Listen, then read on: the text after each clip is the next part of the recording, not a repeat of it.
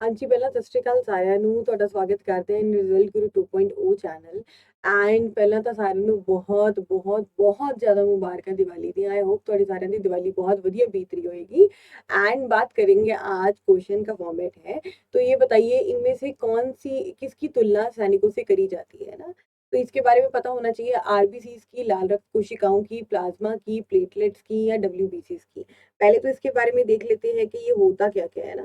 तो अगर ब्लड की बात कर लेते हैं, अगर रक्त की बात कर लेते हैं, तो सरकार जो हमारा रक्त होता है, जो ब्लड होता है, वो किसका बना होता है। ब्लड बना होता है, एक तो हमारे पास 55% हमारे पास प्लाज्मा पाया जाता है, जो हल्का पीला रंग होता है। हल्का पीला रंग पाया जाता है जिसे हम लिख रहे हैं वैसे वाला। और 45% होते हैं फॉर्म्ड एलिमेंट्स या गठित तत्व होते हैं। फॉर्म्ड एलिमेंट्स या गठित तत्व पाए जाते हैं, गठित तत्व पाए जाते हैं। अब मैं ज़्यादा नहीं बात करूँगी, बट हम सिर्फ आंसर की बात करेंगे। ठीक है जी। 45 एलिमेंट्स में कौन से होते हैं हमारे पास। एक तो होते हैं आरबीसीज, एक होते हैं डब्ल्यूबीसीज, एक होते हैं डब्ल्यूबीसीज और एक होते हैं प्लेटलेट्स। अगर बात करी जाए आरबीसीज, आरबीसीज होते हैं रेड। क्यों? क्योंकि ये लाल होते हैं हीमोग्लोबिन की प्रेजेंस में। किसकी है? हीमोग्लोबिन प्रेजेंट होता है इसके अंदर, इस वजह से ये क्या होते हैं? लाल होते हैं। अगर डब्ल्यूबीसीज की बात करते हैं, व्हाइट ब्लड सेल्स की बात करते हैं, तो ये क्या होते हैं? व्हाइट होते हैं। तो ये सारी चीजें क्लियर होनी चाहिए। अब बात करते हैं डब्ल्यू व्हाइट ब्लड सेल्स की। देखिए, व्हाइट ब्लड सेल्स या सफेद रक्त कोशिकाओं की बात करते हैं, तो इसमें ये चीज याद रखना है आपको कि ये किस किस पोर्शन में डिवाइडेड है। सफेद रक्त कोशिकाएं कैसे कैसे डिवाइडेड है, पहली तो याद रखना है बेन के साथ। बेन के साथ आपको याद रखना है। और दूसरा हमारे पास क्या है? एम्प्टी। एम्प्टी, ठीक है जी। अब बी फॉर याद रखना है आपको बेसोफिल। बी फॉर याद रखना है बेसोफिल। ई फॉर याद रखना है एसिनोफिल। ई फॉर याद रखना है एसिनोफिल की बात हो रही है। और एन से याद रखना है न्यूट्रोफिल की बात हो रही है। एन से याद रखना है सरकार कौन सा? न्यूट्रोफिल की बात हो रही है। Neutrophil, neutrophil. अब इसमें ये है, जो न्यूट्रोफिल होता है, जैसे मान लो दिल्ली में कुछ भी बाहर का कोई चीज आई है, जो मतलब कोई फॉरेन एलिमेंट्स हो गए, या बेसिकली ये कह लो कि कोई टेररिस्ट एक्टिविटी हुई, तो दिल्ली पुलिस जाके झगड़ा करेगी, पहले पहले उसको खात्मा वो करेगी। तो न्यूट्रोफिल का काम यही होता है कि न्यूट्रोफिल क्या है? फर्स्ट लाइन ऑफ डिफेंस में पाए जाते हैं। ठीक है। ये सारे डब्ल्यूबीसीज ही है, बेसोफिल हो गया, सीनोफिल हो गया, न्यूट्रोफिल, ये सारे क्या है? सफेद रक्त कोशिकाएं हैं। अगर न्यूट्रोफिल की बात कर रहे हैं, तो ये क्या है? फर्स्ट लाइन ऑफ डिफेंस पे बोला जाता है इनको। क्या है? First line of defence. First line of defence की पहले जाके रक्षा करते हैं। फिर उसके बाद एसिनोफिल आता है। एसिनोफिल ना तीन चीजें सिक्रीट करता है। एक तो होता है हिस्टामाइन सिक्रीट करता है। हिस्टामाइन होता है एलर्जीज का। जैसे ही आपको एलर्जी होती है तो हिस्टामाइन दिया जाता है। ठीक है। सेरोटोनिन क्या होता है? सेरोटोनिन मतलब क्या है? हमारा खुशी का उसको सिक्रीट करने में हेल्प करता है। अगर बात करी जाए, तीसरा होता है हैपरिन। ये सिक्रीट करता है। हैपरिन क्या होता है? एंटीकोगुलेंट होता है। मतलब क्या है? अंदर जो ब्लड के अंदर जो रगों में खून दौड़ दौड़ रहा है, उसमें रक्त का थक्का नहीं जमने देता। वो कौन सा है? हैपरिन हो गया। ठीक है जी। और अगर बात करें बेसोफिल की, तो बेसोफिल क्या है? बेसोफिल भी हमारा क्या है? बहुत ही कम नंबर इन द सॉरी, ये सारे सारे सारे के सारे क्या है? बेसोफिल में आते हैं। ये सारे के सारे बेसोफिल में आ गए। अब बात करते हैं एसिनोफिल। एसिनोफिल क्या है? बहुत ज्यादा कम नंबर में होते हैं, बट ये सरकार किसके लिए काम करते हैं? ये जैसे ही आपको कोई एलर्जी हुई है ना, एसिनोफिल सारी के सारे एलर्जीज के साथ लिंक्ड है।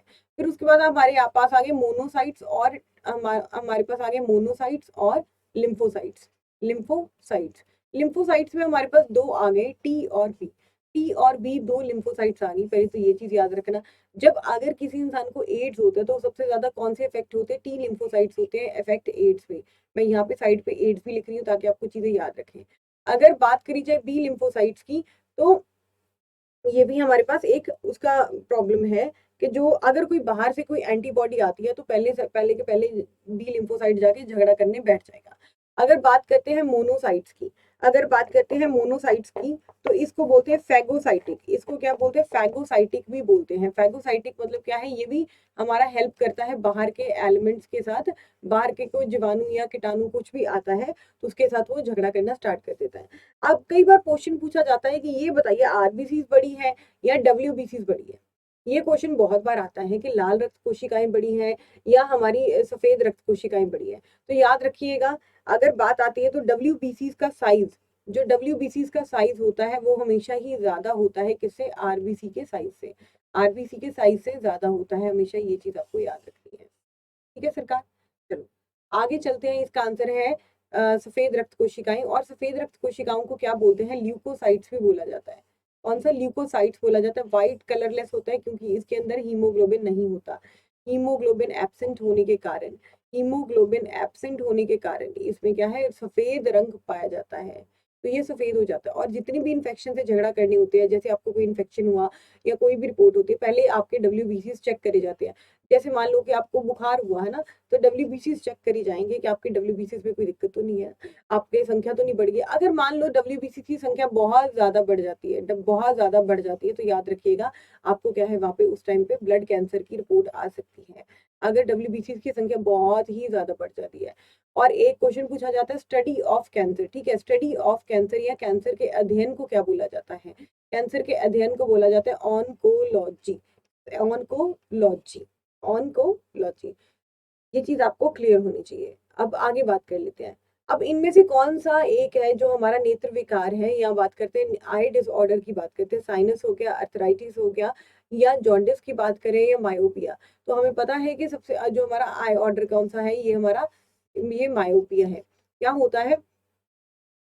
हमारे पास हाइपरमेट्रोपिया प्रेसबायोपिया पाया जाता है ऑन द बेसिस ऑफ कि हमारी जो स्क्रीन पे जो हमारी रेटिना होती है, जो हमारी आईज के पीछे वाली साइड पाई जाती है, एक पर्दा पाया जाता है जिसके ऊपर सारी की सारी हमारे पास सारी इमेजेस फॉर्म होती है।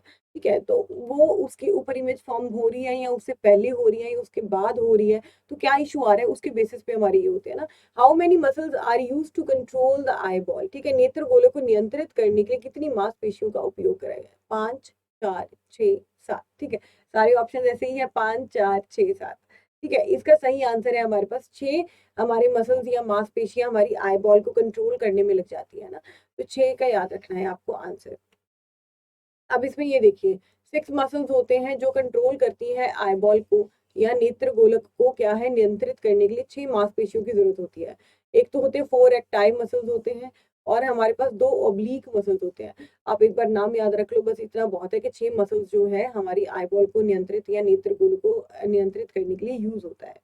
चलो आगे बात कर लेते हैं। ये बताइए, जो ह्यूमन ब्रेन है, ठीक है, मानव मस्तिष्क है, तो इसका वजन कितना होता है? पहले इसके बारे में पता होना चाहिए।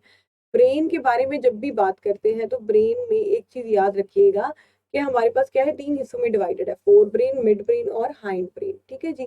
और हमने रेस्पिरेशन में जो चीजें कर रखी है, पहले उसके बारे में बता रही हूँ। रेस्पिरेशन को नियंत्रित कौन करता है, कौन सा पोर्शन करता है? ब्रेन का। ठीक है जी। रेस्पिरेशन को, श्वसन को कौन सा ब्रेन का पोर्शन नियंत्रित करता है? तो हमारे पास 2 ब्रेन के पोर्शन थे, एक तो था मेडुला ऑब्लोंगेटा, ये चीज मैं वो पढ़ा रही हूँ जो ऑलरेडी हम कर चुके हैं, ऑब्लोंगेटा। और एक है हमारे पास पोन्स। ठीक है जी। तो दोनों के दोनों हमारे क्या है, दोनों के दोनों नियंत्रित करते हैं। मेडुला ऑब्लोंगेटा श्वसन को बिल्कुल नियंत्रित करता है। पॉन्स क्या है, उसकी ग्रोथ हो गया, जो हमारे श्वसन की जो बॉडी पार्ट्स हो गए उनमें क्या है, हमारे उनको ग्रोथ या उनकी डेवलपमेंट होगी, वो सारी की सारी पॉन्स देखता है। ये चीज आपको क्लियर होनी चाहिए। How much does the human weight? ठीक है, मानव मस्तिष्क का वेट कितना होता है, ये चीज पता होनी चाहिए। About 2% of the body weight, about 8% of the body weight, या 12% ऑफ द बॉडी वेट, कुल शरीर के वजन वजन का 12%, या कुल शरीर के वजन का 15%। तो ये चीज याद रखिएगा। ये क्वेश्चन थोड़ा सा अटपटा है, बट ये हमारे एग्जाम में आ चुका है, इस वजह से हमारे लिए इम्पोर्टेंट है। तो याद रखिएगा, सिर्फ 2% होता है हमारी बॉडी का, शरीर के कुल भार का लगभग 2% होता है। ये चीज आपको क्लियर होनी चाहिए। अब ह्यूमन ब्रेन के बारे में बस यही चीज आपको क्लियर होनी चाहिए, 1400 ग्राम या 2% of the total body weight. ठीक है जी। अगर एक होता है 7% का भी आता है, हमारे पास ब्लड में, हमारे पास रक्त या ब्लड कितना पाया जाना चाहिए? हमारे पास एटलीस्ट 7% ऑफ, ठीक है, 7% किसका? हमारी बॉडी वेट का, हमारी बॉडी वेट का पाया जाना चाहिए। इतना ब्लड हमारी बॉडी वेट का पाया जाना चाहिए, 7%। ठीक है जी। तो ये 7%, और अगर ब्रेन की बात करी जाए तो ये क्या होता है, 2% ऑफ द हमारी जो बॉडी वेट होता है, इतना पाया जाना चाहिए। आगे बात करते हैं, पॉन्स किसका पार्ट है? अगर पॉन्स की बात करी जाए तो ये भी क्या है, रेस्पिरेशन को नियंत्रित करने में हेल्प करता है, श्वसन को नियंत्रित करने में हेल्प करता है। ये चीज आपको पता होनी चाहिए। और ये किस में होता है? ये वाला हाइंड ब्रेन में होता है, पीछे वाले भाग में। ठीक है, हाइंड ब्रेन में पाया जाता है ये पार्ट, ये चीज आपको क्लियर होनी चाहिए। किडनी में, एड्रीनल ग्लैंड में, एड्रीनल ग्रंथि में, दिमाग में या हृदय में, तो आपको ये चीज याद रखनी चाहिए। आपके ब्रेन में पाया जाता है। और पॉन्स वाला पार्ट क्या है, जो रेस्पिरेशन के जितने भी हमारे पार्ट्स होते हैं उसको क्या है हमारा प्रॉपर मैनेज करने की कोशिश करता है। अब आगे चलते हैं। अब इनमें से ये बताइए कि कौन सा ट्रू है। पहले तो इसके बारे में पूछा जाता है कि कौन सा ट्रू है। अब क्या होता है, जैसे हमारी आईज है यहाँ पे, ठीक है, यहाँ पे हमारी आईज है, आईज के पीछे वाली साइड हमारे पास यहाँ पे एक पर्दा पाया जाता है, ठीक है, यहाँ पे नर्व्स निकलती हैं, ठीक है जी। अब ये पर्दा जो पाया जाता है इसको बोला जाता है रेटिना। क्या बोला जाता है सरकार, इसको बोला जाता है रेटिना, इसको बोला जाता है।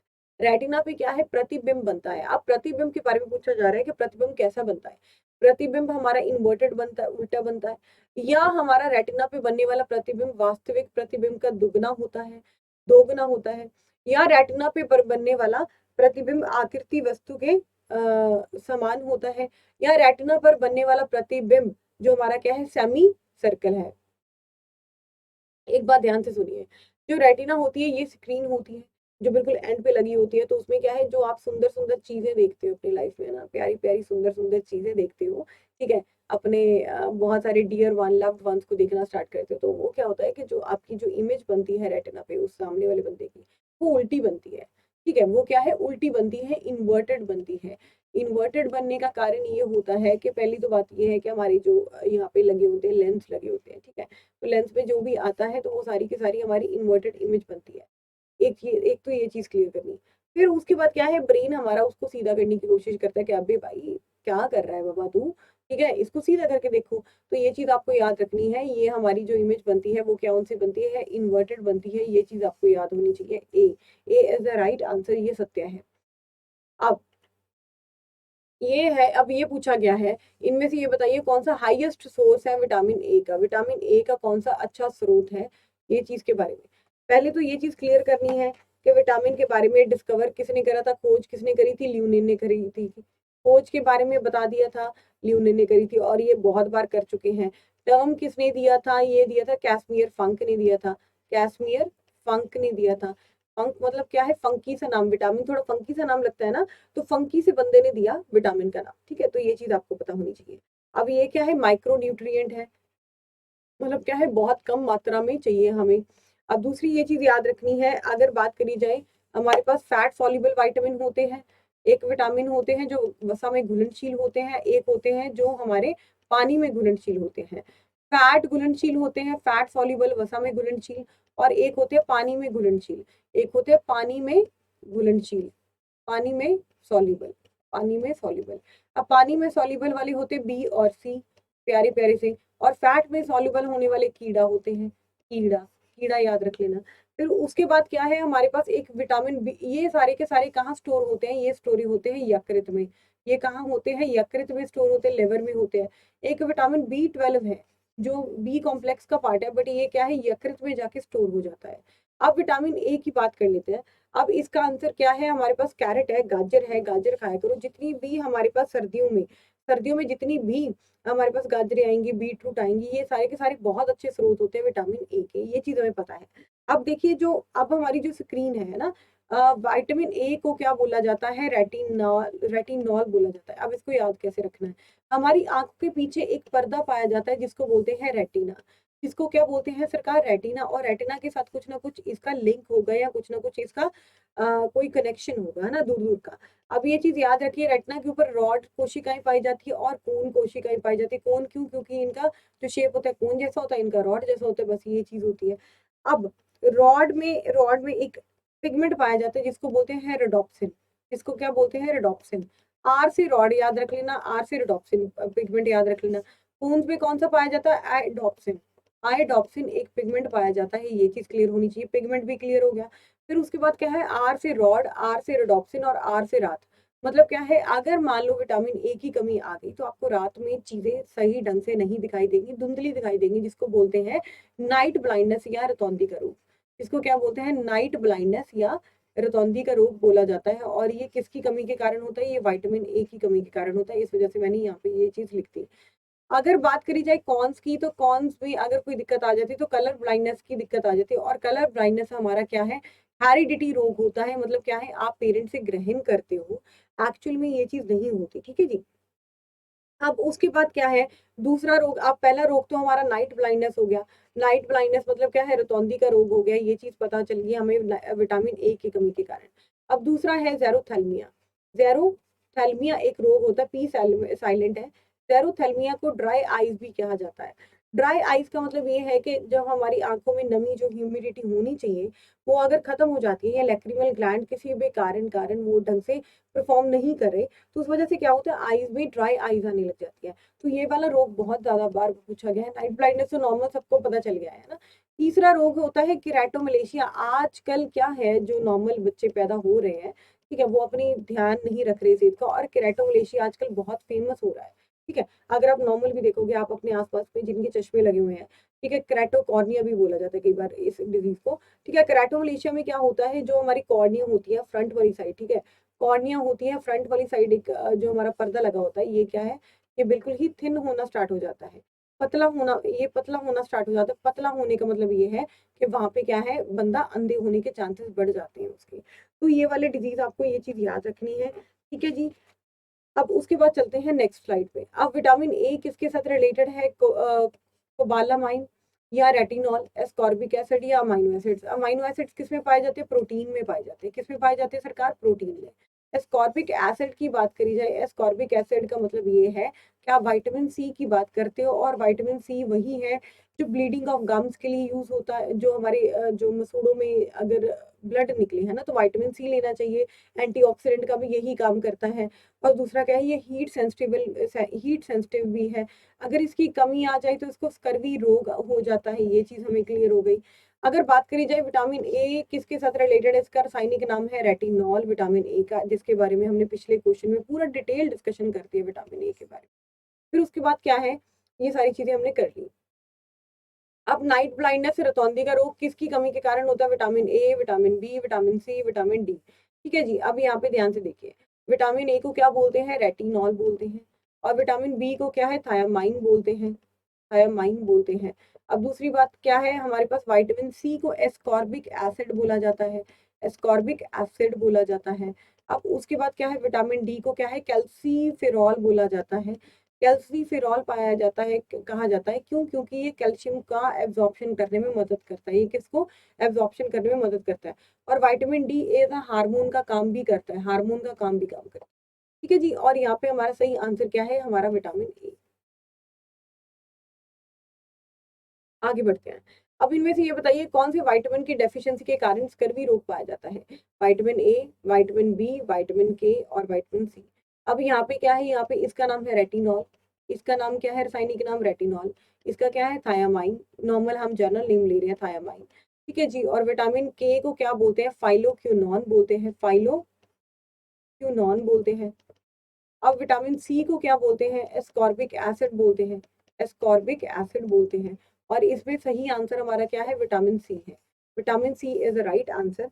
और विटामिन सी में आपको ये चीज याद रखना है, ये हीट सेंसिटिव विटामिन है।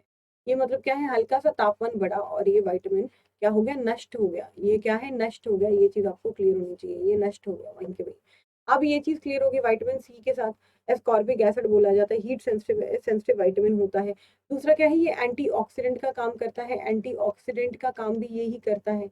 और ब्लीडिंग ऑफ गम्स, ठीक है, अगर मान लो कि इसकी कमी हो जाए तो ब्लीडिंग ऑफ गम्स भी होंगे, मतलब क्या है, मसूड़ों में खून आना, ठीक है, मसूड़ों में क्या है, खून आना, bleeding of gums, bleeding of gums मतलब क्या है, मसूड़ों में खून आना, ये भी इसकी कमी के कारण होता है। तो ये सारी चीजें आपको याद होनी चाहिए, ठीक है जी। तो हमारे पास सही आंसर क्या है यहाँ पे, विटामिन सी।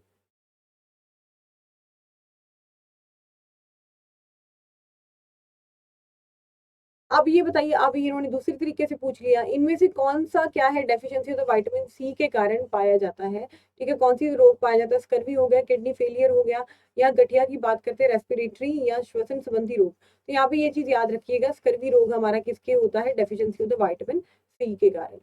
चलो आगे चलते हैं। अब यही वाला सेम है, स्कर्वी हो या जिसमें क्या है, ब्लीडिंग ऑफ गम्स भी होता है, इसमें कैसे प्रिवेंट करें, अगर विटामिन सी को हम बहुत ज्यादा लेना स्टार्ट कर दें, या विटामिन सी की जो गोलियां लेनी स्टार्ट कर दें ऑरेंज वाली, तो हमारे क्या है, ये रोग को हम वापस लेके जा सकते हैं। और कोरोना के टाइम पे भी आपने देखा होगा, कोरोना के टाइम पे भी हमारे विटामिन सी की गोलियां बहुत ही ज़्यादा फेमस हुई थी और बहुत ज़्यादा बोला गया था, क्योंकि ये क्या है, ये हमारी जो इम्यूनिटी प्रोवाइड करती है, हमें इम्यूनिटी प्रोवाइड करती है डिजीजेस के खिलाफ। ठीक है, डिजीजेस के खिलाफ हमारी इम्यूनिटी भी प्रोवाइड करती है, एंटीऑक्सीडेंट का काम भी करती है, एंटीऑक्सीडेंट का काम भी यही करती है, और हीट सेंसिटिव भी यही होती है।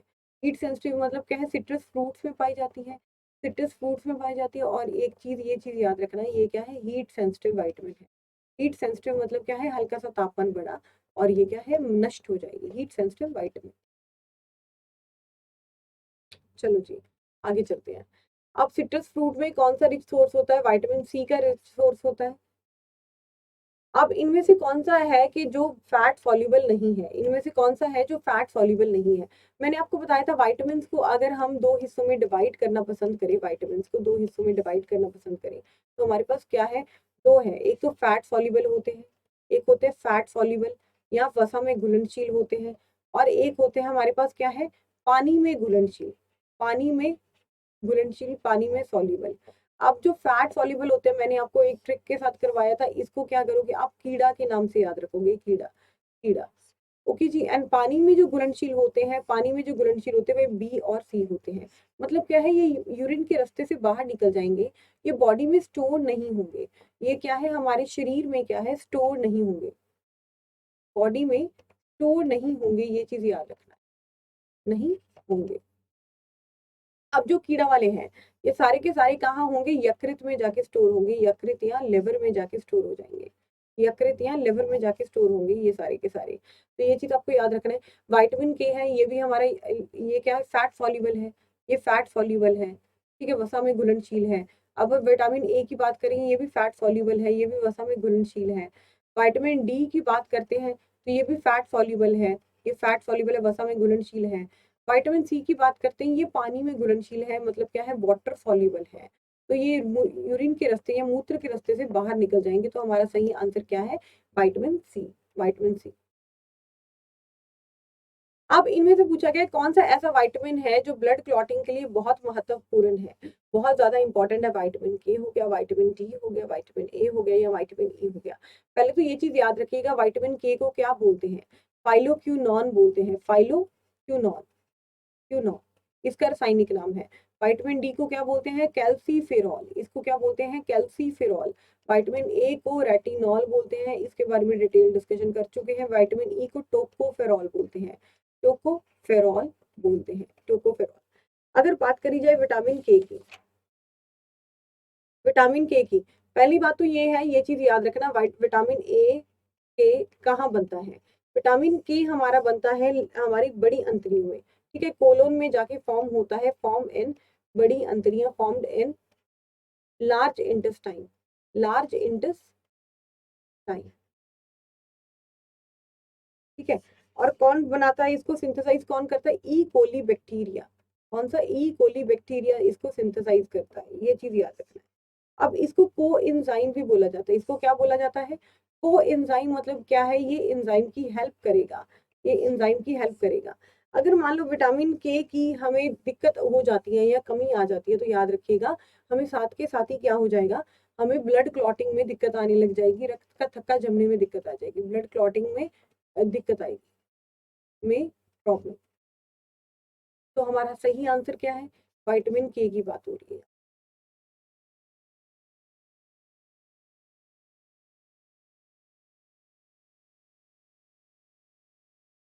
अब इनमें से कौन सा विटामिन है जो मिनरल उसके अंदर कोबाल्ट पाया जाता है, vitamin B 3, vitamin B 2, vitamin B 12 और विटामिन बी 6, ठीक है जी। अब इसमें ध्यान से देखिएगा, मैं आपको इसके रासायनिक नाम बताती हूँ सबके, ताकि आपको याद रहे।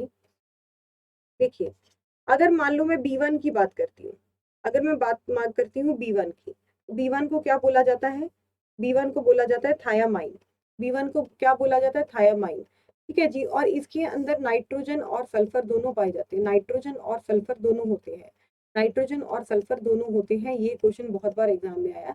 ये बताइए कौन सा विटामिन ऐसा है जिसमें नाइट्रोजन पाया जाएगा या सल्फर पाया जाता है, तो ये वाला क्वेश्चन बहुत बार एग्जाम में पूछा गया है। अगर बात करी जाए विटामिन बी 2 की, है ना, विटामिन बी 2 को क्या बोलते हैं, राइबोफ्लेविन बोलते हैं, राइबोफ्लेविन बोला जाता है, राइबोफ्लेविन बोला जाता है। अगर बात करी जाए हमारे पास विटामिन B12 है, इसमें कोबाल्ट पाया जाता है, ये चीज हमें पता है। और विटामिन B6 को, अगर विटामिन B6 को हम क्या बोलते हैं, पायरीडॉक्सिन, पायरीडॉक्सिन बोलते हैं, ये चीज हमें पता है। अब ये सारी चीजें आपको क्लियर होनी चाहिए। अब विटामिन B6 के बारे में एक चीज याद रखिएगा, जितने भी हमारे पास स्टोर्ड फैट होते हैं, स्टोर्ड फैट होते हैं या हमारे पास स्टोर्ड जो होता है ना, स्टोर्ड फैट होते हैं, ये सारे के सारे विटामिन B6 की मदद से, विटामिन B6 की मदद से हमारे पास क्या है, ये ग्लूकोज में जाके कन्वर्ट हो जाते हैं, ग्लूकोज में जाके कन्वर्ट हो जाते हैं।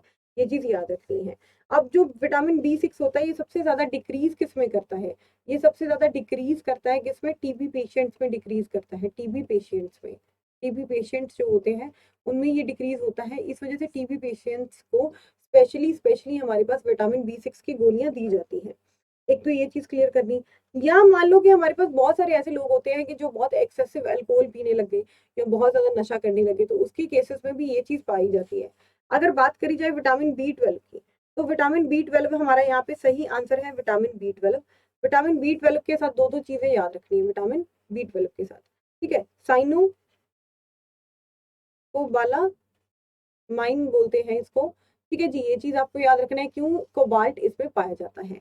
दूसरी बात ये चीज याद रखनी है, ये सिंथेसाइज कहाँ होता है, इंटेस्टाइन में सिंथेसाइज होता है, इंटेस्टाइन में सिंथेसाइज होता है। अब दूसरी ये चीज याद रखना है, ये रेन वाटर, ये रेन वाटर मतलब क्या है, बारिश के पानी में ये हमारा विटामिन B12 पाया जाता है, ये भी चीज आपको याद रखनी है। अब क्या होता है इसमें, अगर बात करी जाए, कोबाल्ट पाया जाता है, रेन वाटर में पाया जाता है, इंटेस्टाइन में ये चीज होती है, ठीक है, इंटेस्टाइन में ये चीज बनती है वहाँ पे, ठीक है, विटामिन B12। तो विटामिन B12 के साथ आपको एक चीज और याद रखनी है, ये कहाँ जाके स्टोर होगा, यकृत में जाके स्टोर हो जाता है, यकृत या लिवर में जाके स्टोर होता है, ये भी चीज आपके दिमाग में क्लियर होनी चाहिए। अब ये पूछा जाता है, cobalamin in which is present in which vitamin, ठीक है, कोबालिन किस विटामिन में पाया जाता है, ठीक है, vitamin B12, vitamin B5, vitamin B3, vitamin B1। तो यहाँ पे थोड़ा सा हम इसको डिटेल में डिस्कस कर ले, तो विटामिन B12 का तो हमारा सही आंसर है। बट अगर मैं विटामिन B5 की बात करूँ, अगर मैं बात करूँ विटामिन B5 की, तो आपको विटामिन, आपने कभी पेंटागन देखा है, पेंटागन की कितनी साइड्स होती है, हमारी होती है 5 साइड्स होती है पेंटागन की। तो विटामिन B5 को क्या बोला जाता है, पेंटोथेनिक एसिड, पेंटोथेनिक एसिड बोला जाता है, पेंटोथेनिक एसिड बोला जाता है, ठीक है सरकार, ये चीज याद हो गई। अब विटामिन B3 को क्या बोला जाता है, नियासिन या निकोटोनिक एसिड बोलता है, नियासिन या निकोटोनिक एसिड बोला जाता है, निकोटोनिक एसिड बोला जाता है, इसका साइंटिफिक नाम है, रासायनिक नाम है। अगर B1 की बात करी जाए, तो B1 को क्या बोला जाता है, थायामाइन बोला जाता है, थायामाइन बोला जाता है। ये पूरी की पूरी चीजें आपको क्लियर होनी चाहिए। अगर विटामिन B7 भी आ गया, अगर विटामिन B7 भी आ गया, इसको बायोटीन भी बोलते हैं, बायोटीन भी बोलते हैं, और इसको विटामिन H भी बोलते हैं, इसको क्या बोलते हैं, विटामिन H बोला जाता है, विटामिन H। क्यों, क्योंकि ये हेयर हो गया या हमारे नेल्स हो गया, इनके लिए हमारे पास क्या है, बहुत ज्यादा इंपॉर्टेंट है, हेयर हो गया, ठीक है, स्किन हो गया। तो विटामिन H क्या है, हमारे ग्रीक लैंग्वेज का पार्ट है, जिसमें हम क्या है, जर्मन लैंग्वेज में क्या बोलते थे हम, हार और हार्ट बोलते हैं, ठीक है। हार और हार्ट किसको बोला जाता है, स्किन और हेयर को बोला जाता है, और ये वाला विटामिन हमारे स्किन और हेयर के लिए बहुत अच्छा है, ये चीज आपको क्लियर होनी चाहिए। अगर मान लो कि बालों का बहुत ज्यादा लॉस हो रहा है, तो बायोटीन के जो कैप्सूल्स होते हैं वो दिए जाते हैं, ताकि आपका क्या है, गंजापन की समस्या दूर हो जाए। क्योंकि ये बायोटीन के कैप्सूल्स लेना स्टार्ट कर दो जिनकी शादियां नहीं हुई और बहुत सारे हेयर फॉल होना स्टार्ट हो गया है ना, तो ये चीज आपको याद रखनी है। तो हमारे पास सही आंसर क्या है, यहाँ पे विटामिन B12 की बात हो रही है, ये हमारा राइट आंसर है। पर उनके बाकी सबके भी आपको नाम याद होने चाहिए। अब नेक्स्ट क्वेश्चन है, अब cobalamin is also called vitamin D, vitamin B12, vitamin A, vitamin C।